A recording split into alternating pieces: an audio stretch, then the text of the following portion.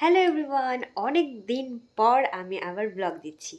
তো আজকে সন্ধেবেলা এখন আমি করব একটু রান্না, আর আমার বর আজকে একটু অন্যরকম টাইপের চিকেন খেতে চেয়েছে।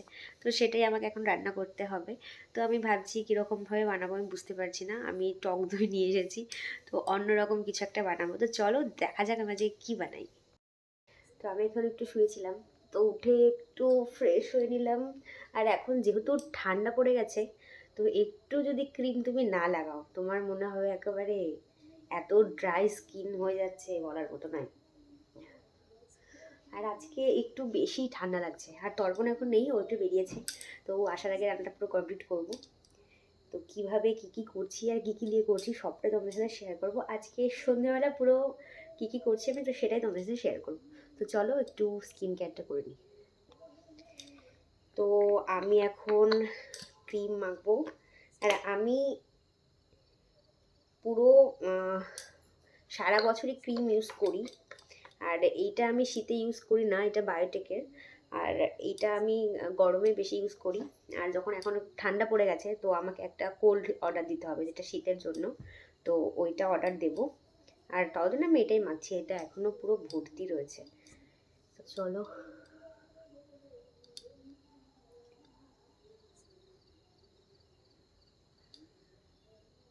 যতক্ষণ আমি মনে হয় ক্রিম না দেব ততক্ষণ আমার নিজের স্কিনটা একটুও মানে ভালো লাগে না। এত মানে ঠান্ডার মধ্যে প্রচণ্ড স্কিন ড্রাই হয়ে যাচ্ছে। আর আজকে ওয়েদারটা প্রচণ্ডই মানে ঠান্ডা। একটু শুয়েছিলাম, উঠে দেখি পুরো ঠান্ডা একেবারে। আর আমাদের বাড়িতে এত ঠান্ডা লাগে, চারিদিক পুরো ফাঁকা তো, আর এদিকে পুরো মাঠ আছে, তো খুব হাওয়া আসে। আমি পুরো সব জানলা দরজা পুরো আটকে দিয়েছি, এত ঠান্ডা হাওয়া আসতে থাকে।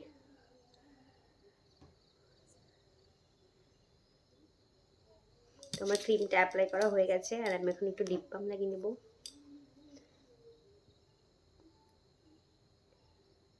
এই লিপ বামটা না খুব ভালো, এটা সুগারের, পার্পেল থেকে অর্ডার করেছিলাম।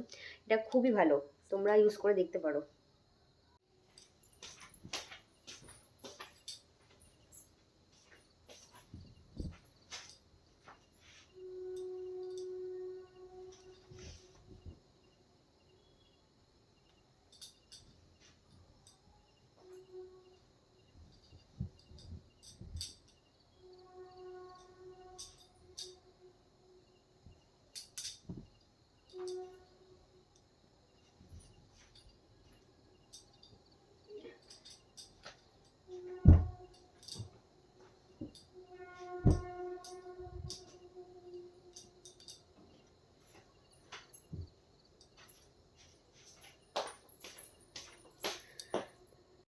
আমার সব কিছু রেডি করা হয়ে গেছে, আর আমি তোমাদেরকে দেখিয়ে দিই যে কী কী আমি রেডি করেছি।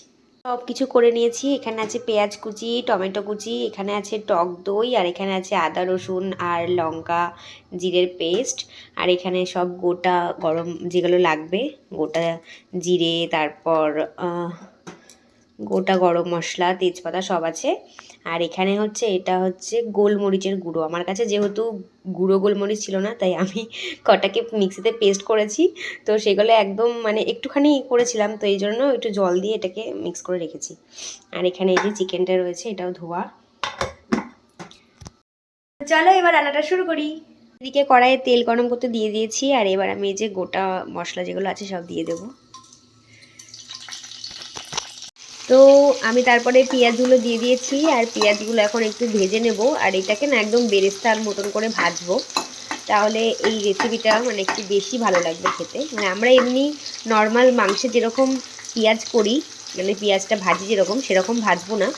তো এটাকে একটু বেরেস্তার মতন করে ভাজবো। চলো এটা ভাজতে, পেঁয়াজগুলো একদম লাল করে ভাজা হয়ে গেছে, আর এইখানে আমি টমেটোগুলো দিয়ে দিয়েছি। আর এটা একটু ভাজা হোক, তারপর আমি মশলাটা দিয়ে দেবো, মশলা দিয়ে একটু কষাবো। এখানে মশলাটা দিয়ে দিয়েছি, আর একটু নুন দিয়ে দিলাম। আর এখানে আমি হলুদ অ্যাড করব না, আজকে রান্নার কালারটা অন্যরকম হবে, আমি হলুদ ছাড়া রান্নাটা করব।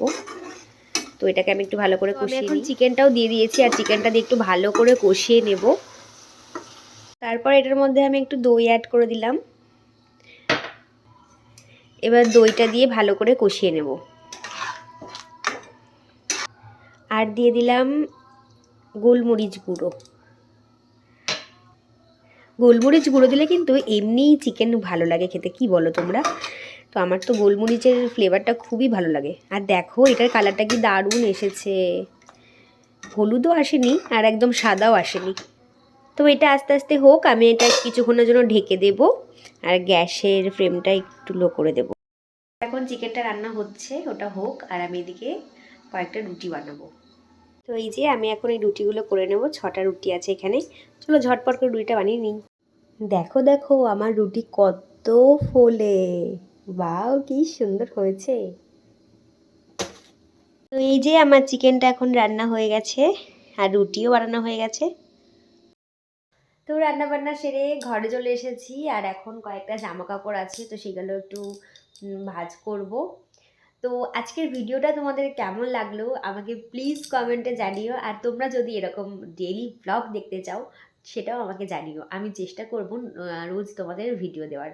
আর আজকের ভিডিওটা যদি ভালো লাগে তোমরা আমাকে অবশ্যই জানিও। আর যারা যারা ইউটিউব থেকে দেখছো তারা তারা প্লিজ চ্যানেলটা সাবস্ক্রাইব করো, আর যারা ফেসবুক থেকে দেখছো তারা প্লিজ পেজটাকে ফলো করে দিও। ওকে চলো আজকের ব্লগটা এখানেই শেষ করি, দেখা হবে তোমার সাথে একটা নতুন ব্লগে। বাই।